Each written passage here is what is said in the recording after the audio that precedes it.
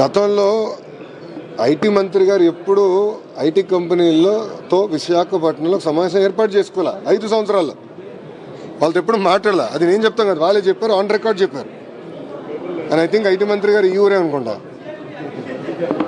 అంటే ముందల మంత్రి గారు వేరే నెల్లూరు జిల్లా, పాపం చనిపోయిన తర్వాత మన ప్రాంతానికి చెందిన ఒక వ్యక్తి ఐటీ మంత్రి అయ్యారు. ఆయన కోడిగుడ్ల గురించి మాట్లాడాడు తప్ప ఈనాడు ఐటీ గురించి పెట్టుబడుల గురించి ఏం మాట్లాడాల. మేము ఒక ఫోకస్డ్కి వెళ్తున్నాం. సో ఫస్ట్ 100 days ఉన్న ప్రాబ్లమ్స్ మనం రిజాల్వ్ చేసుకోవాలి. ఇప్పుడు మీరే చూస్తారు, టాటా సన్స్ చైర్మన్ చంద్ర గారు వచ్చారు. గతంలో ఇప్పుడు వచ్చాడా ముఖ్యమంత్రి గారు కలిసి? ఆయన వచ్చి ఆంధ్ర రాష్ట్రానికి పెట్టుబడులు ఎట్లా అట్రాక్ట్ చేయాలని దానిపైన ఒక టాస్క్ ఫోర్స్ వేస్తున్నామంటే ఆయన వైస్ చైర్పర్సన్గా ఉంటానని చెప్పారు. అంటే ముఖ్యమంత్రి గారు చైర్పర్సన్గా, చంద్ర గారు లాంటి వ్యక్తి వైస్ చైర్పర్సన్గా ఉంటారు.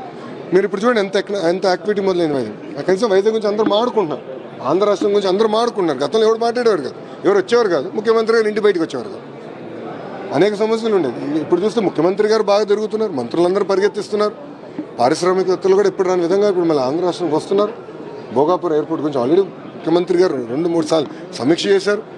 గౌరవ కేబినెట్ శాఖ మంత్రివర్యులు, సివిలేషన్ మంత్రివర్యులు రామ్మోహన్ నాయుడు గారు కూడా సీరియస్గా దాన్ని టైం కన్నా ముందలు చేయాలన్న లక్ష్యంతో పనిచేస్తున్నారు.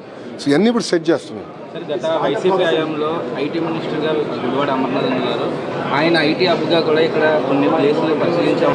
అంటే అక్కడ కొన్ని అయిపోయి ఉన్న ఐటీ కంపెనీలు ఇప్పుడు మళ్ళీ ప్రారంభమవుతాయి గతంలో ఉన్న కంపెనీలు. నేను ఒకటి క్లారిటీగా చెప్పదలుచుకుంది ఏంటంటే, గత ప్రభుత్వం తీసుకున్న నిర్ణయాలను మేము రివర్స్ చేయాలని ఆలోచనలో మాకు ఉండదు.